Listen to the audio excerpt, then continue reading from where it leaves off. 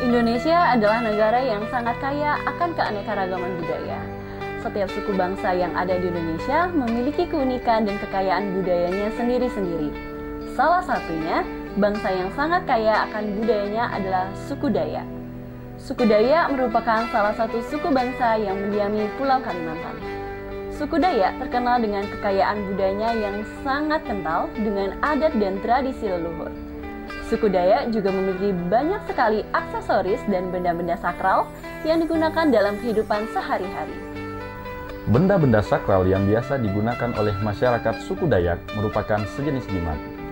Jimat Dayak adalah salah satu senjata tradisional dari suku Dayak yang dipercayai memiliki kekuatan magis untuk melindungi pemiliknya. Jimat oleh masyarakat suku Dayak dipercaya akan keampuhan dalam menjaga keberuntungan dan keselamatan. Penggunaan jimat ini tetap dilestarikan masyarakat suku Dayak sebagai bagian dari warisan budaya dan tradisi suku Dayak. Dengan begitu, jimat Dayak menjadi lebih dari sekedar benda bertuah, namun juga sebagai penjaga nilai-nilai kultural dan spiritual suku Dayak yang patut dihormati dan dilestarikan. Sekarang, saya Helvi Kurniawan bersama rekan saya, Hilaria Memel, akan membahas jimat Dayak sebagai bagian dari warisan budaya dan tradisi masyarakat suku Dayak. Di sini kami telah bersama dengan salah satu tokoh masyarakat Dayak, yaitu Bapak Murnianto, untuk mengulas lebih jauh tentang jimat Dayak ini. Mari kita simak penuturan dari Bapak Murnianto tentang jimat Dayak. Baik, terima kasih adik-adik. Ya, selamat pagi untuk kita semua. Terima kasih sudah datang ke sini. Perkenalkan, saya nama FX Murnianto. Saya pensiunan pegawai negeri. Saya sudah pensiun 3 tahun yang lalu. Saya adalah salah seorang pemerhati dan juga penggemar dari pelestarian adat budaya. Oleh karena itu, berkaitan dengan apa yang adik-adik sampaikan kepada kami akan coba menjelaskan sepengetahuan kami. Ya. Yang pertama, kita bisa melihat di sini ada benda-benda yang ada di hadapan kita. Ya.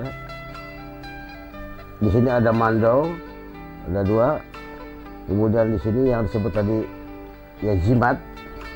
Tadi adik-adik sudah menjelaskan bahwa jimat adalah benda ataupun tulisan ataupun binatang apa saja yang dipercayai memiliki kekuatan magis. Ya, kekuatan magis yang bertujuan untuk melindungi daripada seseorang. Nah, kemudian juga melindungi dari penyakit dan dari apa? Sebagai contoh, di sini, ini sudah 7 keturunan. Ini. Apa yang ada di sini? Di dalam ini tarik ini ya. Di dalam ini dikatakan ada bagian dari binatang, ya, yaitu ada kijang putih, ada pelanduk, tahu kan pelanduk itu kijang putih, kemudian rusa putih, jadi tulang-tulang dan bulu-bulunya ada di sini. Dipercayai ini kebal terhadap senjata api. Kemudian juga disertai dengan barang-barang ini. Ya. Ini tanduk ini bukan apa? Tanduk daripada kijang tadi. Kemudian ini juga batu api. Nah, ini tanduk kijang ini, yang kecil ini. Tanduk kijang. Nah, ini punya putih. Nah, ini bukan dibunuh, tetapi mati sendiri di hutan. Ya, karena kalau dibunuh, ditobak, tidak mempan. Jadi, ini dipercaya oleh leluhur kita. Kemudian, ya artinya bukan sembarang orang yang punya rezeki saja yang diberi untuk menemui barang ini, ya kan, untuk mendapatkan barang ini di hutan. Nah, kemudian ini ada pengasih. Jadi ketika adik-adik mau bertemu dengan seseorang, ya katakanlah mungkin dia mau marah-marah ataupun apa, ketika adik-adik menggunakan ini, ya dia akhirnya jadi lembut, jadi bersahabat. Jadi pada prinsipnya jimat ini tidak selalu untuk digunakan hal-hal yang negatif, tapi juga untuk ya menumbuhkan rasa kebersamaan, persaudaraan, orang menyadari segala keliruannya. Nah, jadi jangan dikonotasikan negatif terus ya. Kemudian di sini juga gabungan dari ini banyak hal. Kemudian ini sedikit agak ini di era zaman sekarang ini. Ini namanya pancing emas. Ini emas, diperiksa dimanapun ini emas. Ya. Siapa yang beri ini? Ini bukan kita manusia biasa. Itu yang disebut dengan, kita tinggal di pagar lebata ya. Lebata itu dalam bahasa kita adalah ular ya kan, nabau kan gitu kan. Nah ini yang berikan dia, karena ada orang ya, ada di sintang dia nih ya, dia ini berkomunikasi bisa dengan nabau itu, dengan ular itu. Nah, hanya kami 3 orang yang diberikan dia. Ini titipan atau diberi oleh kawannya yang di bawah air tadi. Nah makanya dia melihat di Sekatiga itu penunggunya luar biasa. Di Sekatiga itu dia tahu. Ya, oleh karena itu sekali lagi hanya kami 3 orang yang diberikan. Saya pun tidak tahu. Tiba-tiba dia datang, bang katanya ini saya titipkan. Ini asal usulnya gini. Dipercaya juga untuk melindungi, nah, untuk apa, menjaga diri lah. Nah, ini. Kemudian yang ini dapat kita tarik. Ini namanya keris pengeran kuning. Ya, dari mana dapat ini? Itu di bambu itu, di bambu ini. Jadi oleh kawan saya, seorang, kalau di TV itu ada ya Uya itu ya, yang bisa narik. Ya, dia merasakan bahwa di sini ada aura benda-benda lama. Ya akhirnya, Pak izin bisa nggak sore kita tarik barang di sini? Ada nggak? Ada, dia bilang. Tapi ya itu bapak lah. Nah akhirnya setelah dia tarik ini, kami bawa lampu besar, lampu senter gitu kan. Ya tarik, hadir dong, hadir. Setelah itu muncul barang ini. Nah ini titipan. Ya saya percaya. Jadi artinya saya ambil. Ya, dengan maksud juga untuk menjaga diri. Tetapi dia ditegur oleh pengawalnya pengeran kuning. Kok kamu berani-beraninya ngambil ini? Ada apa? Akhirnya karena pengeran kuning ini seorang muslim, udahlah katanya, kirimkan saya doa saja. Nah itu. Nah, akhirnya dia doa, dia kirim, mohon maaf lah. Nah kemudian yang ini perak. Perak ini saya zaman dulu lah ini ya. Nah, perak ini merupakan aksesoris Dayak, terutama ibu-ibu. Ya, ini kaitannya dengan kadang-kadang kalau orang yang pakai ini zaman dulu dia menunjukkan statusnya, statusnya. Ya, karena zaman dulu ini perak ini ya tidak gampang orang dapat. Nah, status sosialnya maksudnya, kemudian status ya mungkin ada unsur bangsawan lah gitu kan. Nah tetapi ini juga berfungsi untuk menunjukkan sikap kedewasaan seseorang menggunakan itu. Nah kemudian di samping itu juga kalau ini diisi, itu juga untuk melindungi diri, terutama perempuan. Kalau yang ini namanya remiang atau sambon. Ini kelengkapan orang nikah, ya, orang nikah secara adat. Nah ini ketika sepasang atau ya remaja katakanlah mau nikah secara adat, maka ini akan disematkan di sini. Nah, kemudian duduk di atas gong. Termasuk ini namanya lasung labai. Lasung labai ataupun gelang tradisional yang terbuat dari tembaga, tapi tembaganya lain, ya, artinya tembaga zaman dulu, sehingga ini lambang ikatan dari kedua mempelai tadi yang tidak terpisahkan. Gitu. Jadi artinya bangsa Dayak ini memiliki keunikan yang lumayan banyak di dalam berbagai sektor kehidupannya. Karena orang-orang Dayak ini begitu menghargai nilai-nilai kemanusiaan. Mulai dari anak itu lahir, mandikan ke sungai, diritualkan. Ya, sebelum dia lahir namanya sengkelan perut, sengkelan kehamilan. Namanya nyaki bilik. Dengan harapan semoga anak yang lahirnya sehat segala macam. Nah, kemudian mandikan ke sungai, itu pertama kalinya. Kemudian gunting rambutnya, juga ada ritualnya. Nah, sampai dengan nanti mereka nikah. Jadi artinya itulah yang dikatakan lahir beradat, hidup beradat, mati beradat. Nah, itulah dia. Jadi artinya bangsa Dayak ini begitu menghargai, begitu menghormati daripada hak-hak kemanusiaan. Di samping itu juga menyadari bahwa bangsa Dayak ini segala sesuatu telah disediakan oleh Tuhan Yang Maha Kuasa melalui alam yang ada di sekitarnya. Maka orang-orang Dayak ini bersahabat dengan alam. Nah, artinya ketika mau berladang atau segarap tidak sembarang nambang, tapi mereka melihat dulu bisa nggak berladang di sini. Nah, kalau suatu saat mereka mau berladang, ada burung yang kurang bagus, mereka tidak jadi. Nah, banyak caranya. Nah, intinya.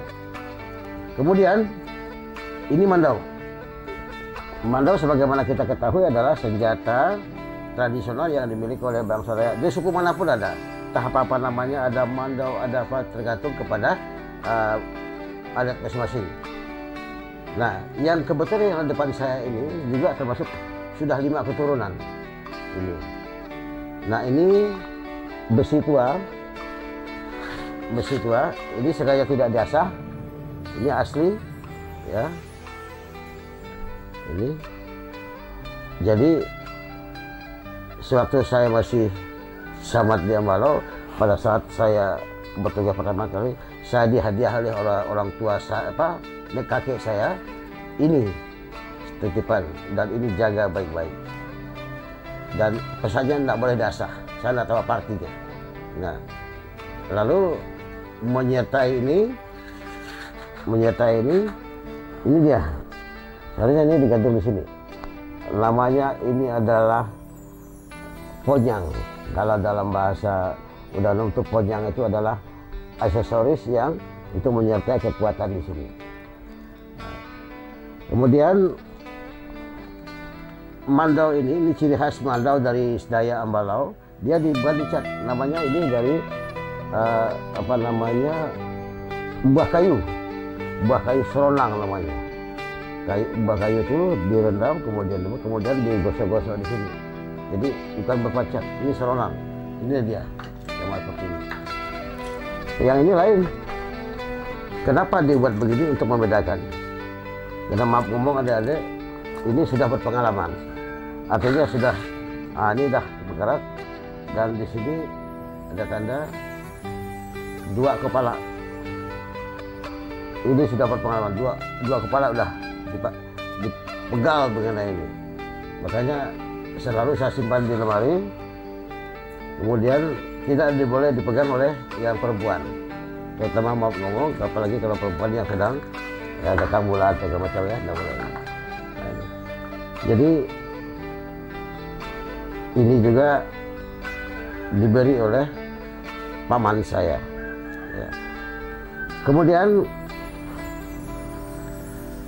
kembali kita lihat, jadi jimat tadi intinya adalah benda apapun, tulisan apapun, ya, yang dinilai dianggap memiliki kekuatan magis kekuatan gaib lah ya, yang bertujuan untuk melindungi kita, melindungi diri kita, melindungi keluarga kita. Ya, kalau yang untuk melawan kekuatan gaib, saya gantung di sini. Tuh ada bungkus tadi itu. Jadi kalau ada orang yang berbuat tidak baik, dia udah terasa. Nah, makanya ada satu teman, ya, dan rumah ini pun sudah dipagar, ya, cukup tinggi pagar bapak ini katanya. Dari mana bapak tahu? Memang 2 kali saya pagar. Ada teman yang pandai magarnya. Nah, saya bayar itu. Nah, ini jadi artinya hal-hal seperti ini adalah untuk tadi melindungi diri, melindungi keluarga. Ya, puji Tuhan, ya, selama anak-anak saya sekolah segala macam, saya selalu mengajarkan mereka untuk berbuat baik dengan orang, berkata yang baik. Ya, mereka selamat semua. Ada yang sekolah di Jawa, di mana segala macam. Jadi artinya tidak ada yang bermasalah, berkeluarga pun baik-baik. Ya. Kemudian kembali ke benda yang ada depan kita. Ini namanya takwi daro. Takwi daro ini adalah topi tradisional Dayak. Ini yang skala kecil. Kalau yang skala besar sampai 3 bulan orang buatnya. Biasanya menganyam ini ada motif tersendiri. Saya pun tak ngerti ini motif itu, terus terang. Tetapi biasanya ibu-ibu yang paham. Jadi apa yang tertuang di sini suatu jalan cerita yang dituangkan di sini. Nah, ini juga ya untuk tentu melindungi diri dari panas hujan, ya kan. Tetapi di balik itu ada semacam kekuatan magis juga, ya kan, di dalamnya, tapi dipasang. Ini memang rambut manusia biasa. Ya.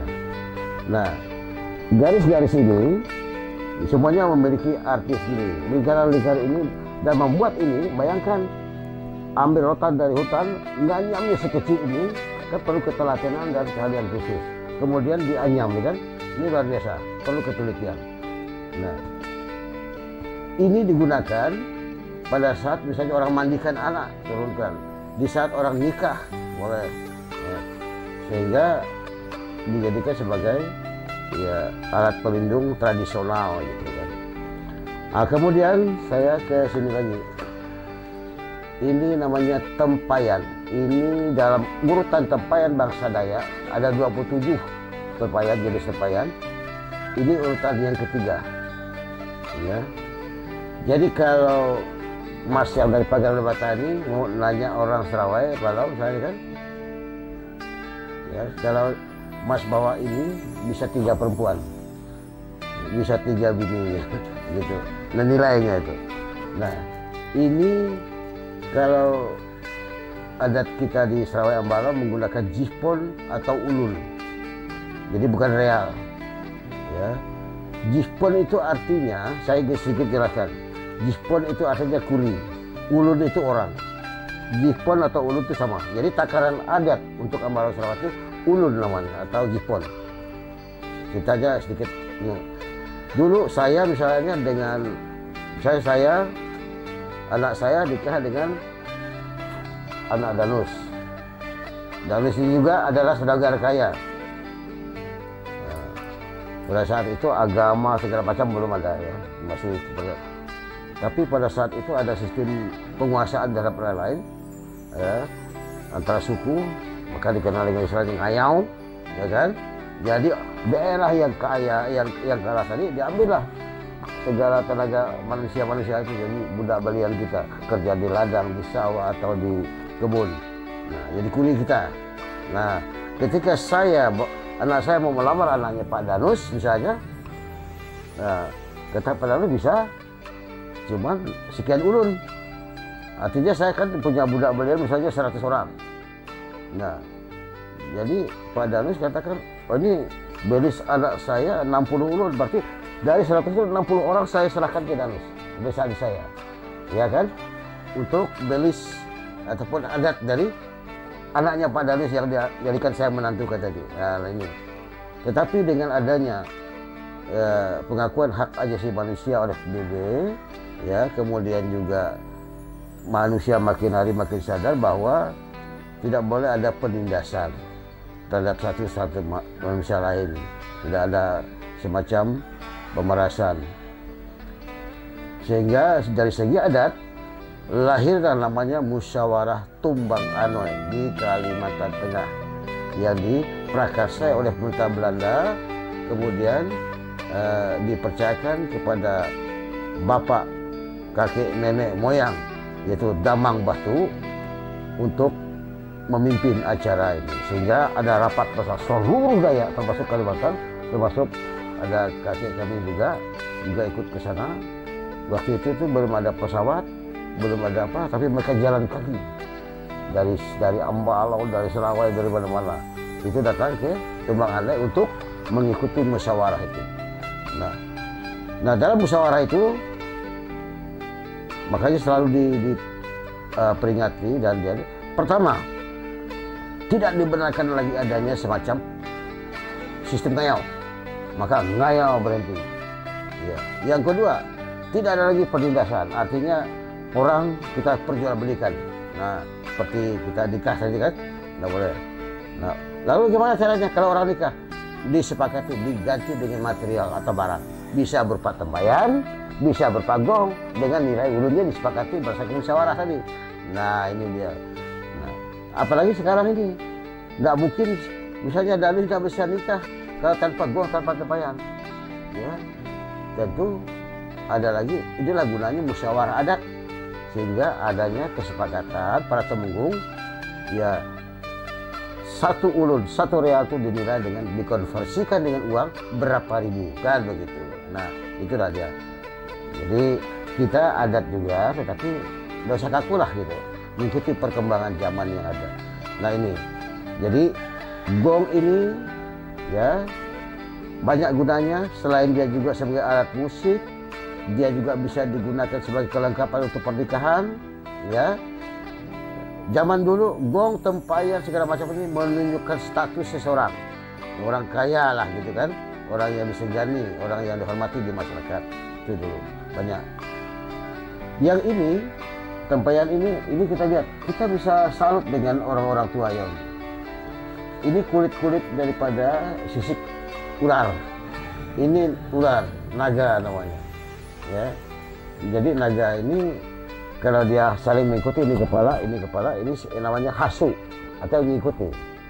Tetapi kalau ini ketukap, berarti saling menyerang. Nah ini letak nilainya di sini. Ya, ini kalau diuangkan ya ini sekitar 500-600 juta.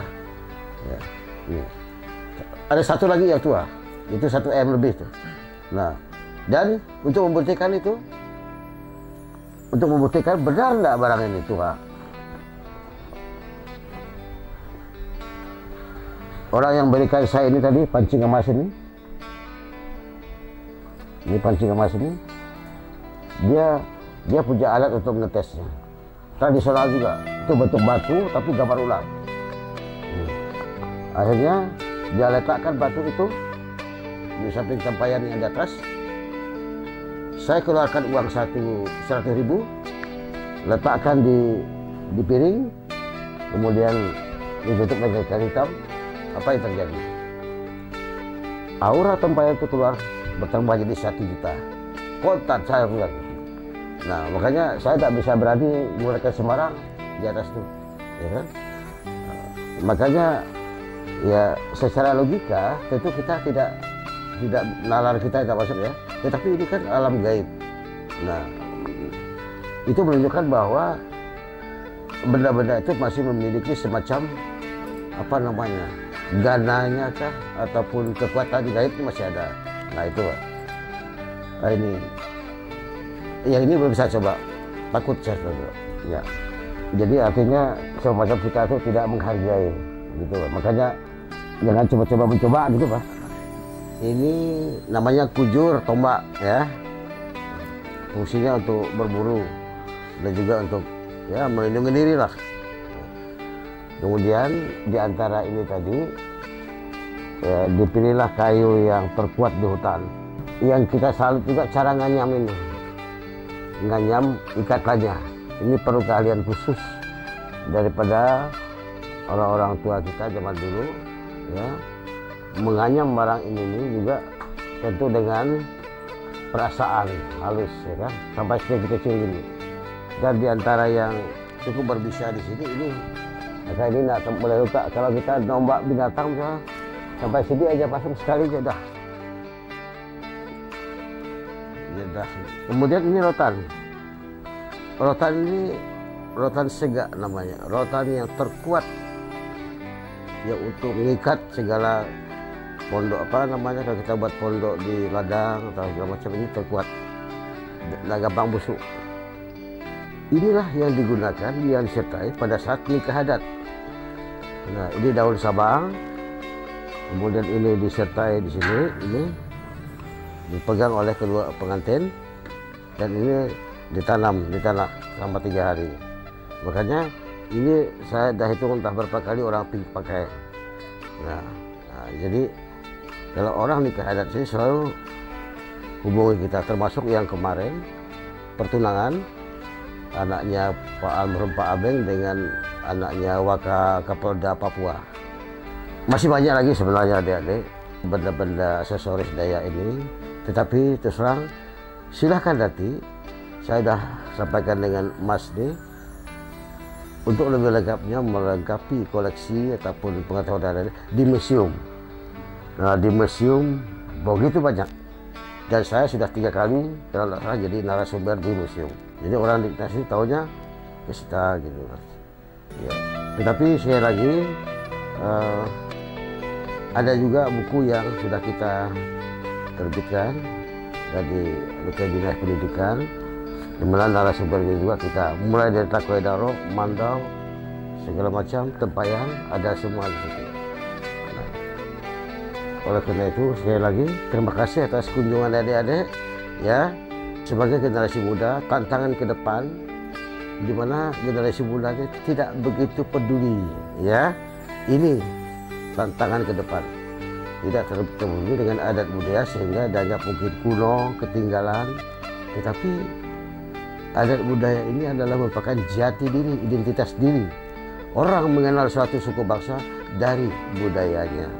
Nah, ketika kita sudah tidak punya budaya, lalu ya, kita request dengan Tuhan mau jadi suku bangsa mana, kita kan tidak mungkin.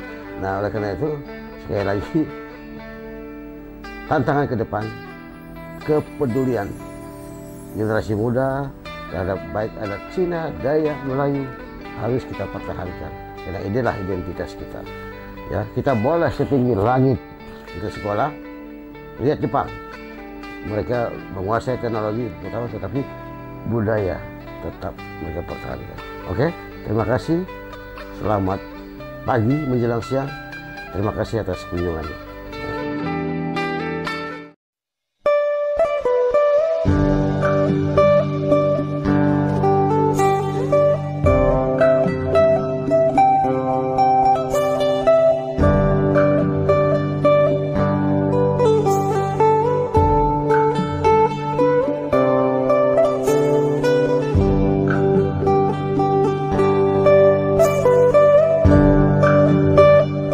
Selanjutnya telah hadir juga tokoh adat Dayak kita, yaitu Bapak Linang, yang akan menjelaskan tentang Jimat Dayak. Kepada Bapak Linang, dipersilahkan. Terima kasih atas kesempatan yang diberikan kepada saya. Sekarang kita sedang berada di Museum Kapuas Raya, museum yang dibangga-bangga khusus ke Kabupaten Sintang. Jadi saya sebagai tokoh adat, bukan tokoh Dayak, tokoh adat ya, khususnya di Jarwala 1, ingin menyampaikan beberapa hal, yaitu tentang yang disebut orang tua dulu jimat-jimat. Kalau masa lalu itu memang banyak sekali jimat-jimat untuk orang Dayak, itu khususnya untuk mereka peperang. Kalau bahasa Dayaknya dulu bekayau-kayau, antara suku ke suku, desa ke desa, kebanyakan suku ke suku lah itu. Nah, jadi jimat-jimat tersebut digunakan untuk supaya dia nanti kalau dia berperang itu dia tidak cacat, tidak mati. Itu banyak sekali. Cuma beberapa hal yang beberapa macam yang tidak bisa saya ungkapkan di sini. Kalau jimat yang pertama itu sejenis batu-batu. Nah, yang keduanya sejenis botol kecil yang disebut namanya itu pucung. Nah, terus yang ketiga sejenis buntat-buntat dari buntat binatang-binatang, termasuk buntat babi, buntat tanduk rusa, kijang, pelanduk. Nah, itu kalau yang batu-batu itu bisa terjadi dari batu alam, tapi nampaknya kalau kita lihat begitu memang tidak ada artinya. Tapi barang itu bermanfaat. Ada yang disebut itu batu kilat. Terus ada batu guntur, ada lagi batu nyeli. Nyeli itu kalau kita sebut jagung, dia bukan juga, buahnya kecil. Tapi dia itu kalau kita gigit, tidak mampu kita gigit. Dia memang buahnya itu batu. Tapi bukan semua buah itu bisa untuk jadi jimat kita. Ada lagi batu batu Jawa. Batu Jawa itu dia kecil, jadi kita kalau selembar daun lalang aja tidak mampu orang lihat kita. Kalau batu kilat, dia itu dalam waktu singkat, bisa dari detik ini pun dia bisa nyampai ke kemana tujuan kita. Andai kata Sintang, detik ini pun kita bisa nyampai di Sintang. Kalau batu guntur, itu guntur. Kalau sebut itu petir lah kan, bahasa Indonesianya.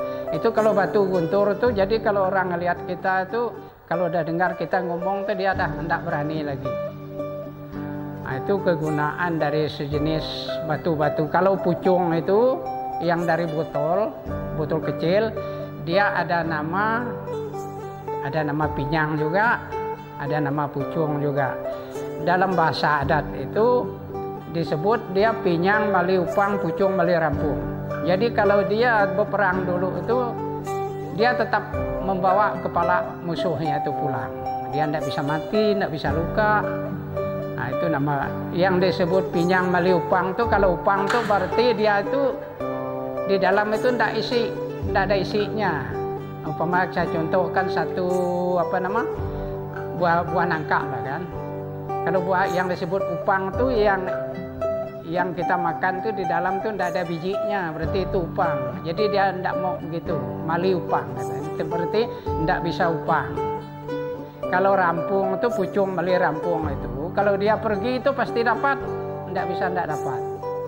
Nah, itu dari segi jimat-jimat itu tadi beberapa jimat yang saya jelaskan itu. Tapi ada juga jimat-jimat itu kalau tidak salah saya tujuh jimat itu tidak bisa saya omongkan di sini. Bisa diumumkan tapi syaratnya itu agak berat. Dia terutama itu kan harus ada darah. Nah, jadi itu tidak bisa diumumkan. Dan lagi kalau mereka itu berangkat, saya bawa itu ada yang ikut juga. Jadi tidak bisa sembarangan. Ini pun tadi ada 3 mau ikut, tapi saya tidak mau bawa. Saya bilang takut anak-anak nanti ada yang kesurupan. Saya bilang tinggal aja. Tadi malam saya kan tidak tidur tuh. Komunikasi dengan mereka itu kan, sehingga kesepakatan itu udah dilarang tidak ikut gitu.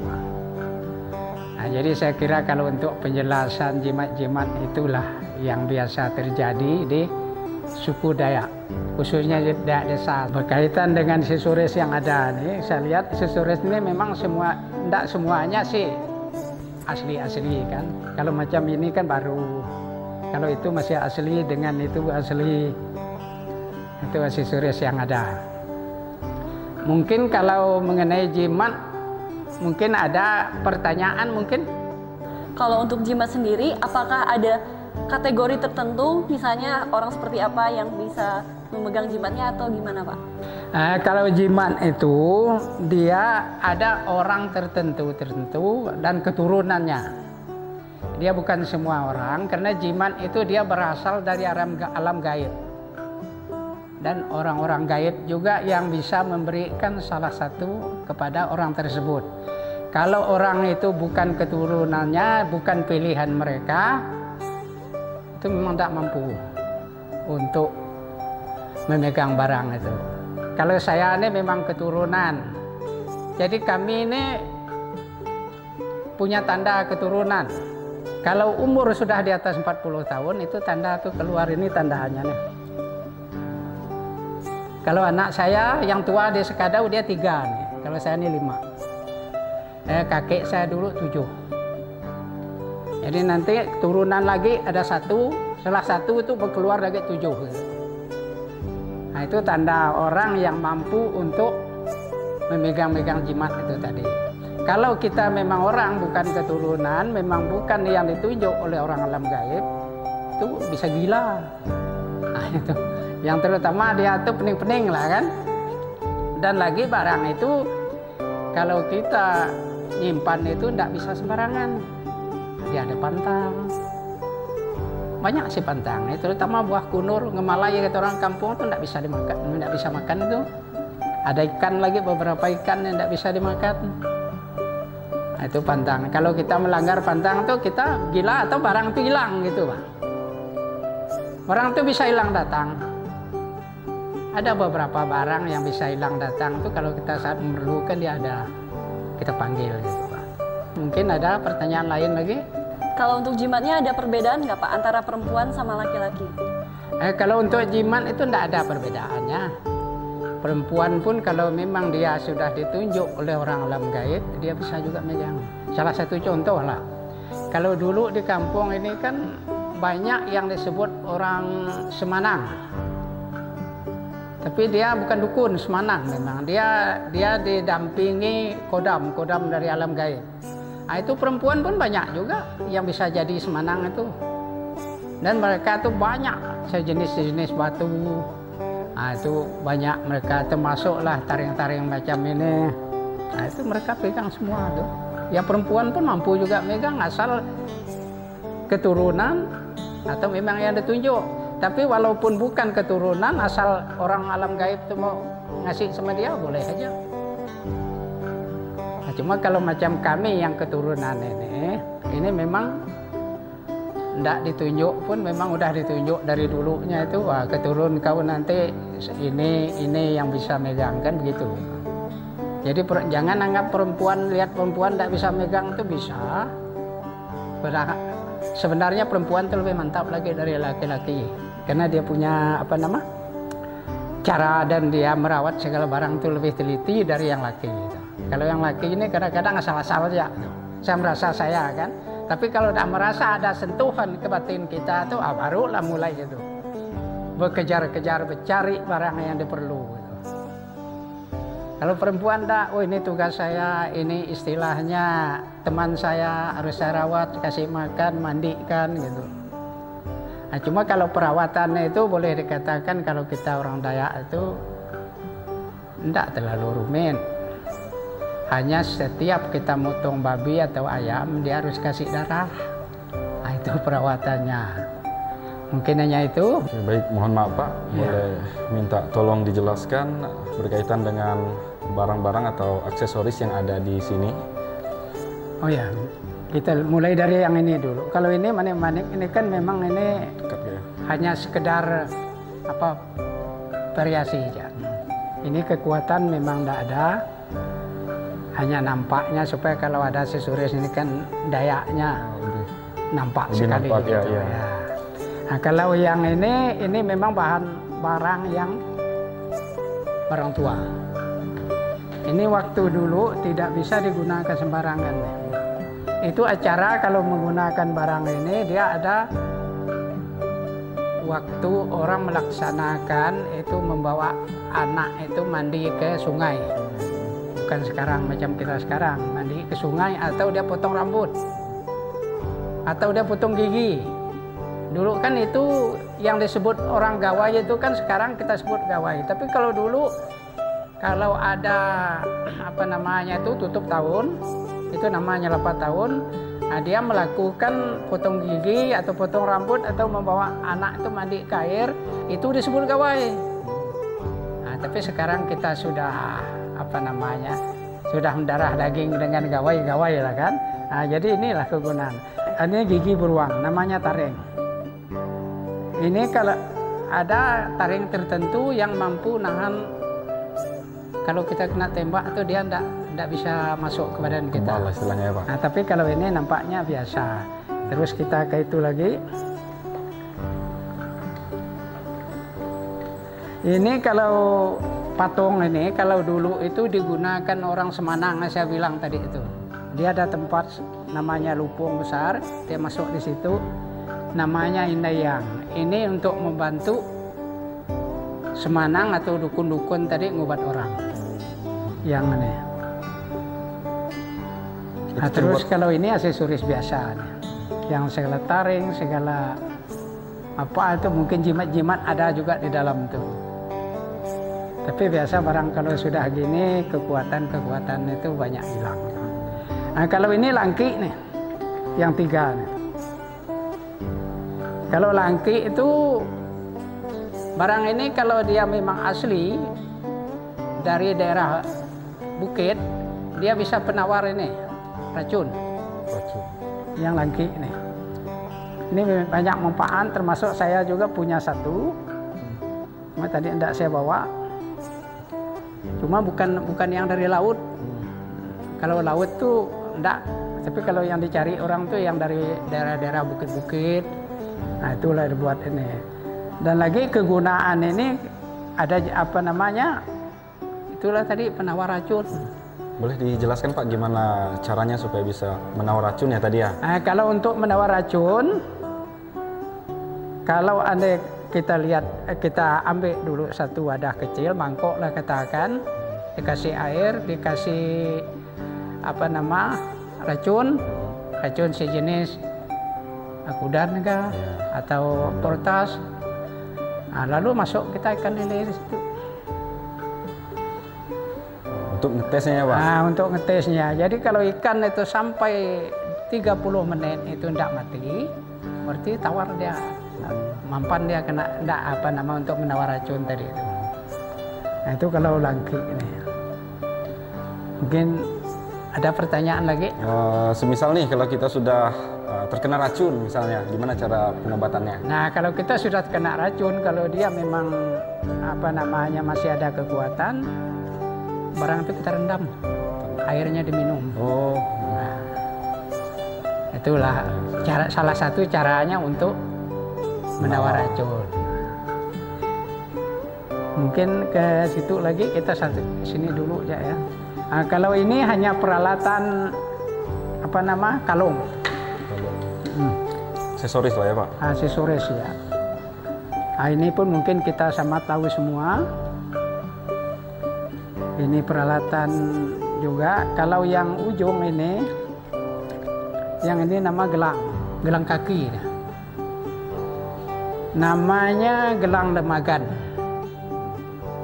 Jadi kalau orang tua dulu tuh khusus wanita nih, kalau pria enggak bisa. Ya. Nah, jadi kalau dia memang pandai itu, dia mengayun langkah itu, dia bunyinya bagus. Nah, kalau ini memang gelang biasa aja. Nah, terus kalau yang satu satak, yang ini yang agak besar kecil tuh namanya kuntuk, dia masuk di sini pakainya. Aksesoris juga artinya ya Pak? Aksesoris juga. Yang sana aksesoris. Nah, kalau yang di ujung ini, kalau yang 5 butik ini, kalau bahasa Dayak dulu itu pelaga. Pelaga ini kalau orang tua dulu itu bukan dibuat tangan manusia. Dia dari alam. Seorang Semanang itu kalau memang dia Semanang yang sakti, yang kuat, dia dari daun sabang itu dikasih dia darah ayam, darah babi itu, sabangnya merah. Tahu daun sabang itu kan? Ya, tahu. Dia gini kan tuh di bawah kasih piring, jatuh. Turun ya itu? Turun. Tapi itu ada Semanang tertentu yang bisa begitu. Betul-betul sakti lah ya. Nah, bukan semua sakti lah dia itu. Baik, Bapak, selanjutnya saya mau bertanya, jenis-jenis jimat apa sih yang masih digunakan sampai sekarang? Terima kasih. Kalau jimat itu yang masih ada tuh ada 2 bagian. ada yang masih punya kemampuan, ada yang enggak. Jadi kalau kita bukan pemegangnya, kita enggak tahu yang mana yang masih punya kekuatan, yang mana yang tidak punya kekuatan lagi. Sebab barang itu dikasihkan seperti yang saya katakan tadi. Kalau enggak kita urus dengan bagus, dia tetap enggak mau ikut kita. Tapi kalau kita urus bagus, dia tetap ikut kita. Itu maksudnya jimat temu-temuan. Tapi kalau jimat turunan itu, dia itu sampai 77 keturunan dia masih tetap. Nah, itu kalau untuk untuk kemampuan dari jimat itu tadi. Kadang-kadang kalau kita tidak pandai, kita ketemu satu barang, contohnya lah, dia kebal besi, tidak masuk besi kan, tidak masuk parang, tombak. Tapi kalau kita tidak urus dengan bagus, dia sebentar pun hilang. Nah, maka semuanya itu hati-hati kita ngurus. Nah, kita gimana cara ngurus? Kita bertanya dengan orang tua yang tahu ngurus itu. Saya banyak nolong kawan itu yang tidak bisa ngurus itu. Akhirnya dia kembali lagi gitu. Tapi jangan waktu lama. Dia kalau sudah menghilang itu 3 bulan harus kita panggil lagi. Kodamnya istilah bahasa itu kan. Kalau orang kita Dayak dulu, dia tidak kenal kodam. Baru-baru ini kita kenal kodam kan. Mungkin ada yang lain lagi. Kalau misalnya ciri-ciri orang yang punya jimat itu seperti apa, Pak? Nah, itu kalau ciri-ciri kadang-kadang itu bisa nampak, kadang-kadang tidak. Kalau punya jimat kebal itu suatu saat kita lihat tuh dia tidak tahan gesek pakai parang, tombak kan. Nah, itu berarti itulah ciri-cirinya. Kadang-kadang orang itu kalau punya jimat khusus kita Dayak, dia tidak mau terbuka. Hanya suatu saat diperlukan orang tahu, oh bapak ini atau abang ini punya jimat yang kebal lah, istilah begitu kan. Barang itu tidak boleh dipamerkan. Kalau dipamerkan tidak mau juga. Istilah macam saya bilang tadi, tidak mau bawa berbohong. Kalau pamer itu kan istilahnya separuh dari berbohong itu. Itu makanya seperti saya bilang, saya aja orang Jeroram mana tahu. Ini pun saya udah, kalau enggak saya tadi malam mohon sama mereka, enggak saya mau itu. Terima kasih Bapak sudah menyempatkan waktunya memberikan pembelajaran untuk kami anak muda dalam mengenal bagaimana sih jimat Dayak dan bagaimana sih ciri-cirinya ya Kak ya. Untuk Bapak sendiri apa nih pesan untuk anak muda supaya tetap melestarikan adat dan budaya? Nah, kalau untuk anak muda itu kalian itu harus benar melestarikan kebudayaan kita supaya tidak punah. Apapun budaya itu, baik yang lama maupun yang baru, maksudnya itu yang baru itu mungkin ada aksesoris yang baru, itu semua harus kita lestarikan. Nanti kalau kami yang tua-tua ini sudah tidak ada,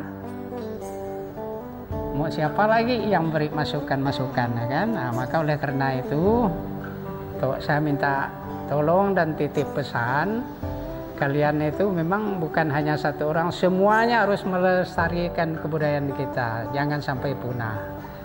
Juga dalam kebudayaan ini kita jangan memandang satu sisi atau satu suku. Sebab di Kabupaten Sintang khususnya kita berbanyak suku-suku. Mohon dihimpun suku-suku lain, kebudayaan lain itu kita bawa juga. Termasuk juga kalau suku dari suku Melayu. Sebenarnya kalau kita gali sejarah itu Sintang ini tidak ada Melayu. Kenapa tidak ada Melayu? Yang Melayu itu kan orang Dayak sebenarnya. Dulunya itu turun, dia pindah agama Islam, lalu ngaku Melayu. Akhirnya dengan sebut Melayu itu semuanya yang beragama Islam Melayu kan begitu. Sebenarnya suku Dayak juga. Maka saya cerita dengan Mas tuh kemarin, sebenarnya kalau Dayak dengan Melayu dengan Jawa itu masih ada aliran darah. Cuma orang banyak tidak tahu cerita. Kemarin sudah saya cerita dengan Mas itu kok. Kalau orang Melayu udah jelas karena asal usulnya dari Dayak. Karena dulu kita belum ada agama, sama kita itu. maupun Melayu maupun Dayak, dia agama tidak ada apa nama disebut orang tuh animisme kah itu kalau agama dulu gitu kan. Nah, lain lagi kalau Jawa tuh dia udah lama punya agama. Kemarin udah saya cerita dengan Mas itu antara Dayak sama Jawa itu masih ada aliran darah. Maka jangan kita memandang budaya Dayak, budaya Jawa pun harus kita budayakan juga, budaya Islam harus budayakan juga. Saya salut juga lihat anak-anak cucu-cucu aku ini lihat pakaian itu memang mantap. Harus begitulah seharusnya supaya kita ini dikenal dunia lebih luas. Saya kira mungkin itu, mungkin ada lagi. Baik, terima kasih ya Bapak atas waktunya. Semoga di lain waktu kita bisa mengobrol lebih jauh lagi tentang adat dan istiadat budaya yang ada di Sintang khususnya ya. Iya. Baik, terima kasih Bapak. Ya, sama-sama. Tidak hanya menghadirkan tokoh adat Dayak, di sini kami sudah menghadirkan salah satu panglima suku Dayak, yaitu Bapak Panglima Pajaji, yang pada kesempatan ini akan mengupas tuntas berkaitan dengan jimat Dayak, yang merupakan salah satu tradisi adat Dayak. Kepada Bapak Panglima Pajaji, kami persilakan. Baik adil katalino bacuramin kak saruga bahas sengat kak jubata. Arus. Saya mungkin memperkenalkan diri saya. Nama saya Agustinus Luki, yang digelar adat salah satu tokoh Dayak yang bergelar Panglima Pangalangok Pajaji. Asal saya dari Kabupaten Landak, daerah Kayuara Darit, dibesarkan di kota Singkawang, membumi di Kabupaten Sintang, bekerja di Kabupaten Sintang.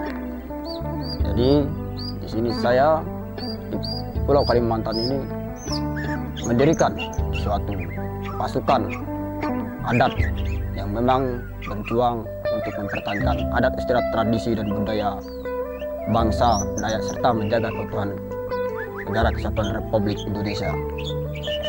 Jadi berkaitan dengan jimat ataupun pusaka ataupun barang-barang yang bersifat sakral terhadap bangsa Dayak, terhadap suku-suku Dayak. Yang pertama itu kita untuk mendapatkannya ya. Jadi tidak semua orang bisa mendapatkan apa yang namanya jimat.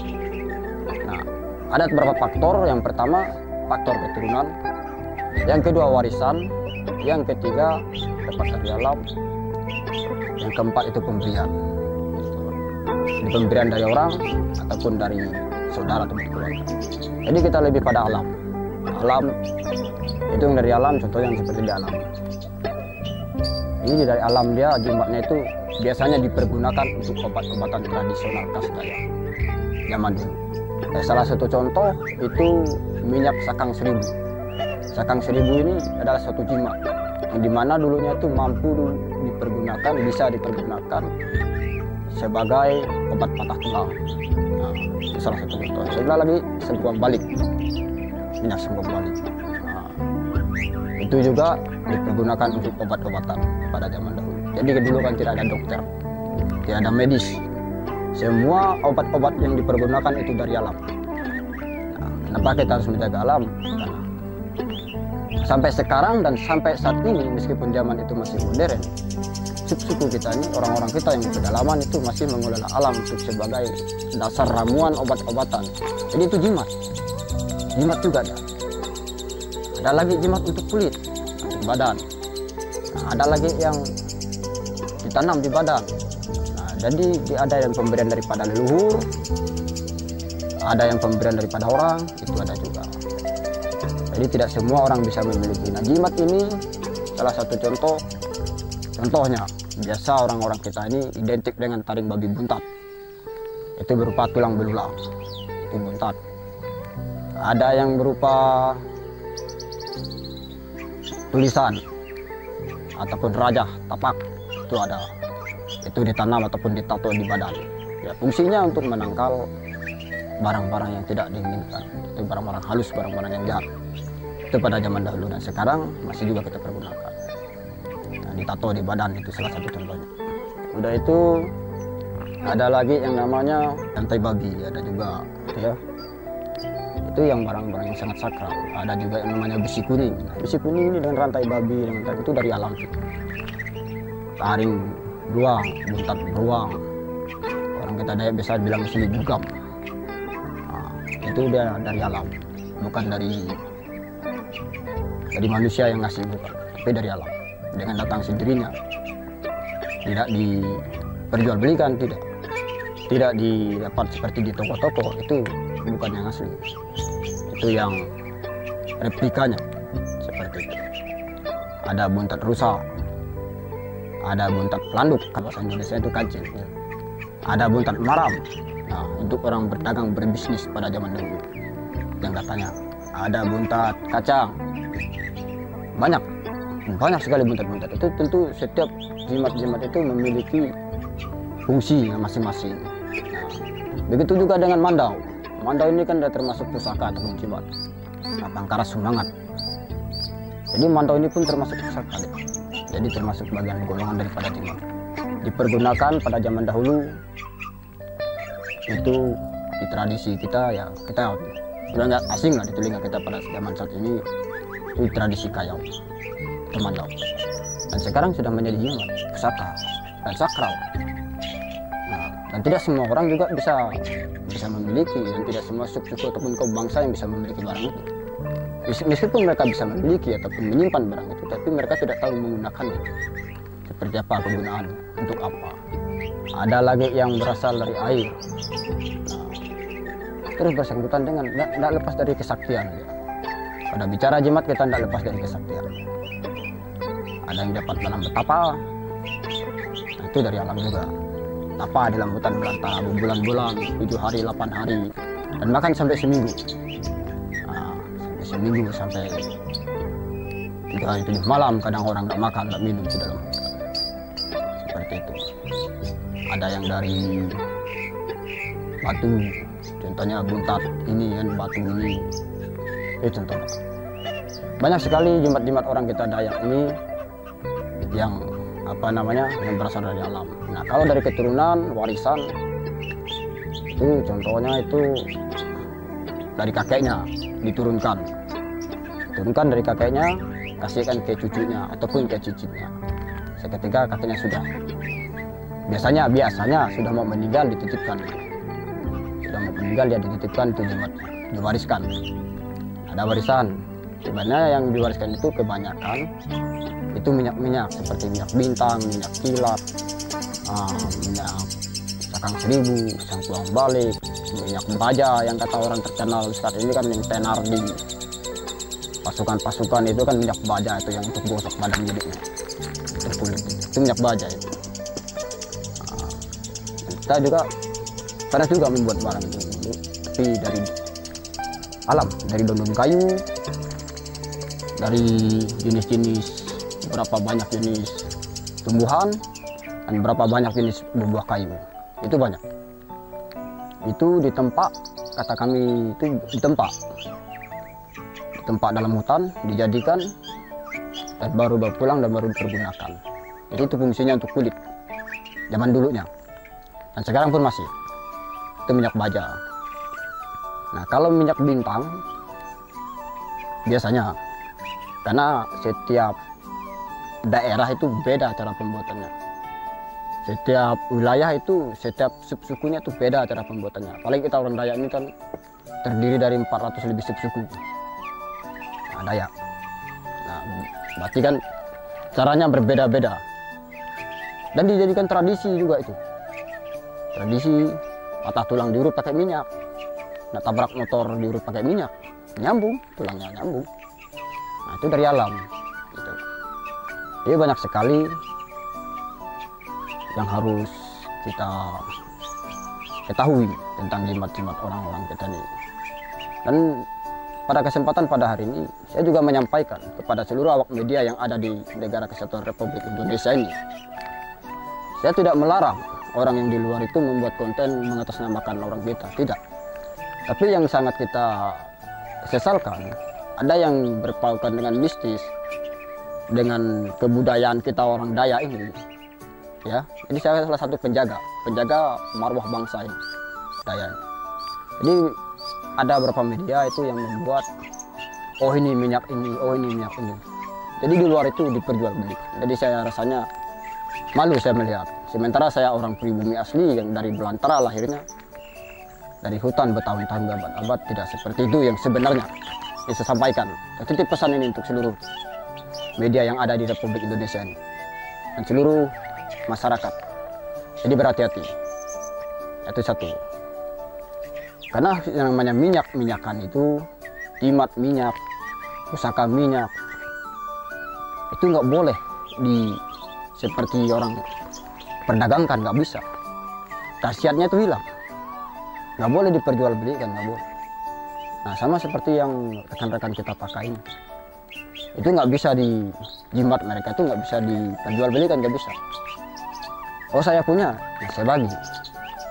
Kamu jaga ya, kamu rawat, kamu pelihara betul-betul. Itu salah satu jimat. Jadi nggak bisa, oh nih, dimaharkan, oh ini, nggak bisa Bang. Jadi seperti itu. Ada lagi jimat yang diberi, kata orang zaman dulu itu nabu ataupun naga bahasa Indonesia nabu. Karena daerah kita Kalimantan Barat ini kan terkenal di Batu Nabu, di Menteradu itu kan ada. Itu ada juga. Jadi betapa temu dengan sosok yang gaib, dikasih lah jimat. Itu leluhurnya. Nah, jadi nabu itu sebagai rupa atau nyaruba leluhur. Ada juga yang bilang orang batu burung. Nah, batu burung ini dia biasa berdekatan dengan sahabat saya, panglima burung. Orang yang memiliki seperti itu. Ada juga dari daun lalang. Ada juga nggak sengaja makan kacang jadi batu. Nah, itu jimat. Nah, fungsinya banyak fungsinya. Ada yang tahan tembak, ada yang tahan cincang, ada yang tahan tusuk, ada yang tahan bakar. Jadi banyak fungsinya. Nah, seperti itulah dia, kurang lebih. Jadi kita berkaitan dengan hal itu ya mungkin dari kulit kayu pun juga ada. Kulit kayu ini ada salah satu jenis pohon tadi saya tengok di sini. Itu bisa juga. Satunya jenis ini satu. Ini bisa dipakai untuk jimat. Ada berapa jenis yang seperti itu satu tuh, semak belukar itu satu. Nah, itu bisa dipergunakan. Fungsinya kebanyakan kalau dia minyak, jimat-jimat itu yang berupa minyak. Nah, satu lagi dia untuk coneng jayau. Nah, orang bilang coneng, kalah ganteng menang coneng katanya kan. Nah, itulah dia digedikan. Nah, itu ada juga itu dari minyak ramuan. Nah, jadi banyak gunanya Bang. Banyak fungsinya, banyak manfaatnya. Cuman yang kebanyakan dipergunakan untuk kebaikan, terkecuali dalam keadaan darurat. Nah, dalam keadaan genting, ini aksesoris dia. Kalau kita tengok seperti ini macam dia aksesoris. Tapi dalam keadaan terdesak, dia akan merubah dirinya secara otomatis. Dia akan aktif secara otomatis. Seperti kita tengok buntat-buntat yang ada kita pakai, nah, buntat bambu, buntat bulu, itu kan ada buntat tebu. Nah, buntat tebu ini pemanis. Nah, pemanis dia buntat tebu. Buntat madu, sarang lebah tahu kan? Iya, tahu. Sarang lebah itu dari ada madunya itu. Kadang jadi batu itu. Itu pemanis. Nah, tergantung kepercayaan orang. Tergantung orang yang mengolahnya.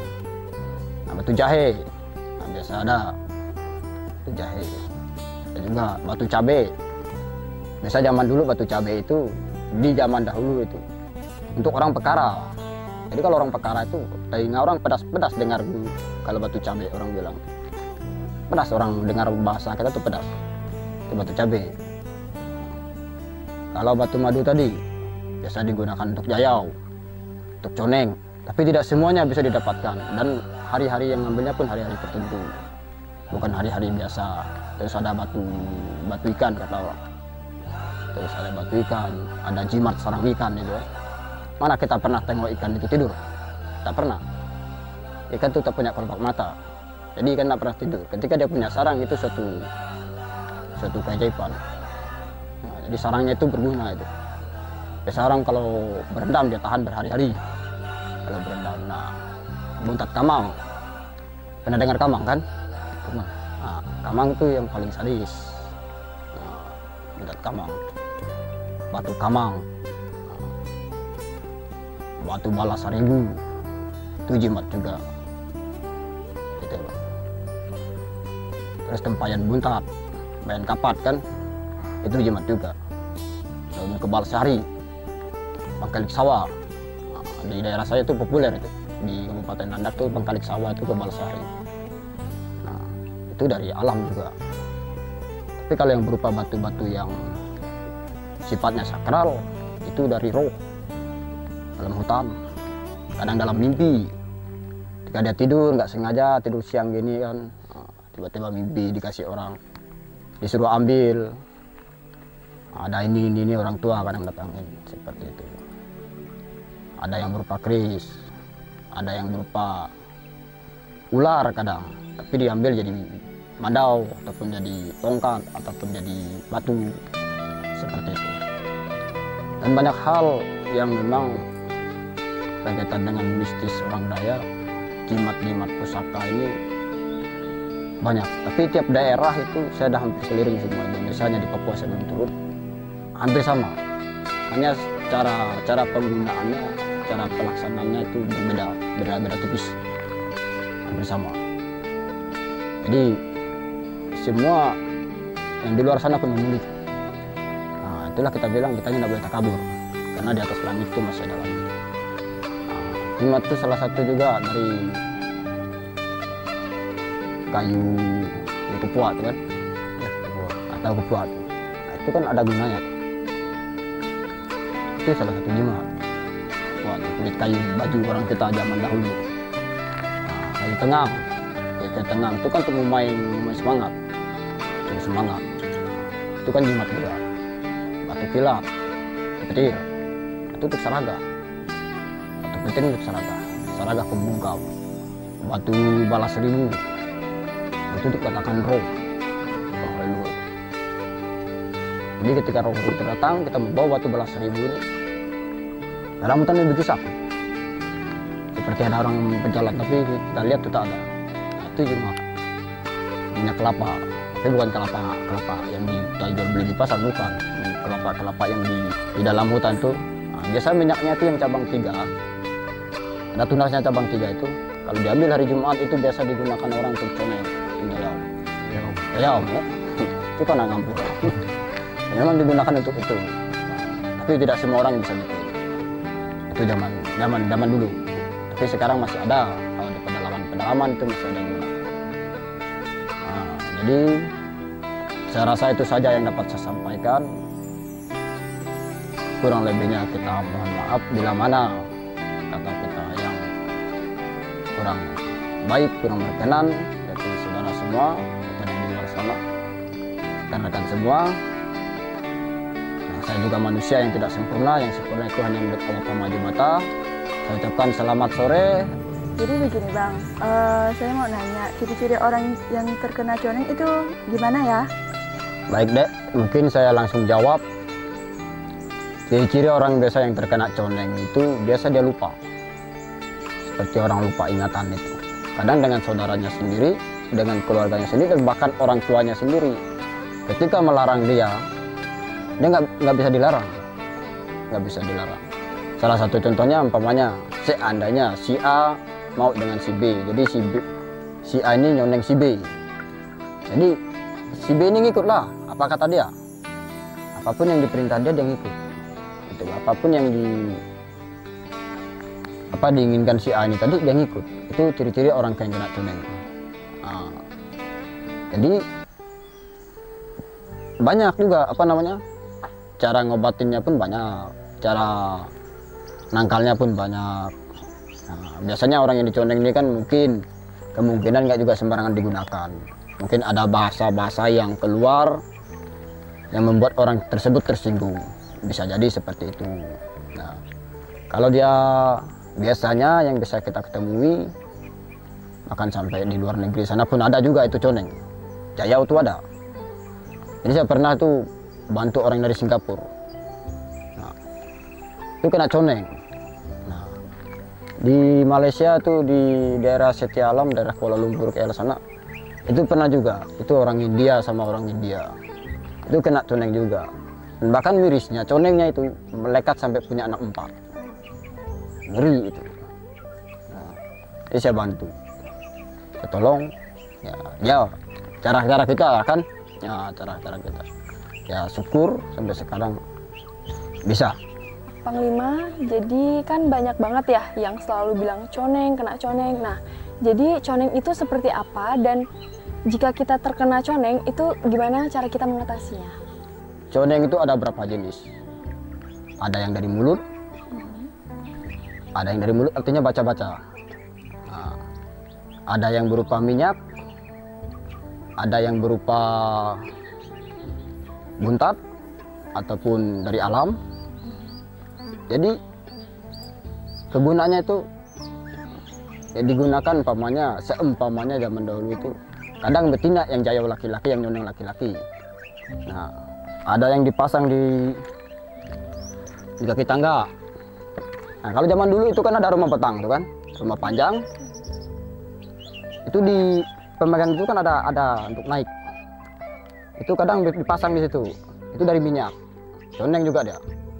Minyak. Umpamanya seandainya dia suka si A. Nah, terus disebut namanya. Dipasang dari situ. Nah, kalau untuk nangkalnya ya dengan orang pintar juga. Dengan orang pandai juga. Jadi untuk nangkalnya ataupun untuk nawarnya kan ditawar. Kena coneng, kena jayau, kata orang di Kabupaten Sintang ini kan identik dengan iban muda yang kita kenal. Jadi itu jayau orang sini bilang. Kalau kami di sana tuh bilang coneng. Kalah ganteng menang coneng katanya. Kalau kurang cegak aku pakai coneng. Nah, itu coneng. Dan jenisnya ada dari burung. Burung rindukan bulan. Pernah dengar burung uap tuh? Kalau bulan tumbuh itu kan ya uap katanya. Itu kan burung rindukan bulan. Itu air matanya ataupun sarangnya. Itu diambil pada hari Jumat.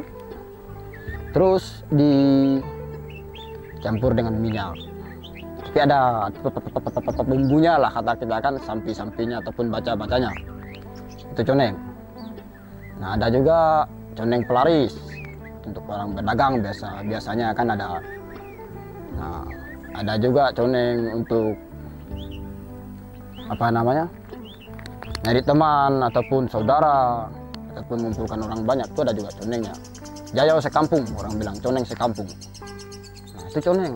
Nah, petunduk pengkasih itu coneng. Nah, biasanya petunduk pengkasih itu dia dari mulut. Langsung tep baca. Biasa ada dulu rekan kita dia tinggal palit gini. Nah, langsung ikut kayak anak ayam itu bidadarinya. Nah, itu ada juga coneng yang bilang sempak uga. Cinta kasihku ke kau jadinya kan. Itu dari sini. Terus ada tumbuhannya ada berapa jenis itu. Campur. Itu nggak bisa lepas. Sampai ke liang kubur nggak bisa lepas itu coneng. Karena lepas lutut kita baru dia bisa lepaskan kita. Itu coneng juga, jayau, tapi itu dari minyak. Nah, sampai kena palit-palit ini kan. Kalau dari manis ini malit kan tipa gitu, Pak. Terima kasih Panglima atas tuturannya. Untuk terakhir saya ingin bertanya, bagaimana pesan dan kesan untuk generasi muda dalam menjaga adat dan istiadat? Baik, mungkin untuk seluruh kaum muda yang ada di Negara Kesatuan Republik Indonesia ini, kita ini beragam budaya, adat istiadat yang ada di Negara Kesatuan Republik Indonesia ini. Jadi jaga adat istiadat, tradisi dan budayamu, jaga dan lestarikan, jangan sampai punah di telang zaman. Itulah. Zaman boleh maju, zaman boleh berubah, adat istiadat, tradisi dan budaya tidak boleh ditinggalkan. Nah, seperti itu.